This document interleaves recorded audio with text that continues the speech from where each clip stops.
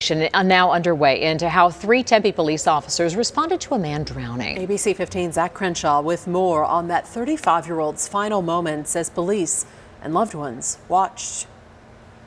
The body camera video showing 3 Tempe officers standing right here on this walkway has now been seen around the country and the world. And there's growing debate of how those officers acted as Sean Bickings drowned 40 yards away. What are you doing, my friend? No one knows what Sean Bickings was thinking when he jumped into Tempe Town Lake. What are you doing? I gotta go for a swim.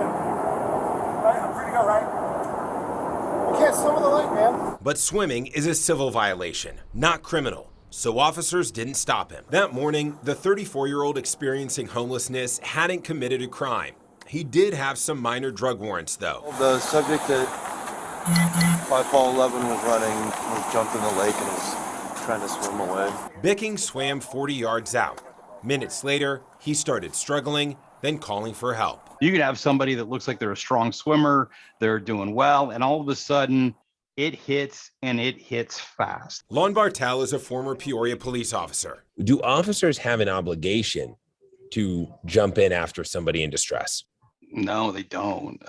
We run into an understanding that's been established by the Supreme Court that law enforcement does not have a duty to protect. There's also risk associated with trying to rescue someone who's drowning.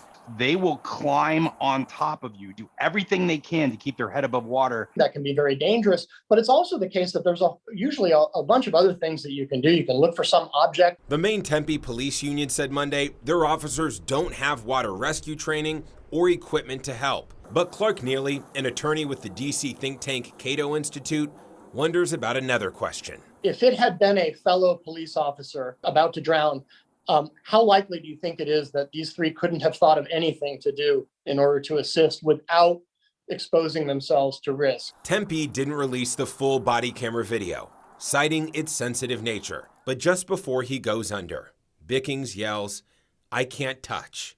Oh God, please help me, help me." Bickings' cousin told us the family is overwhelmed and heartbroken. DPS and Scottsdale police are now investigating.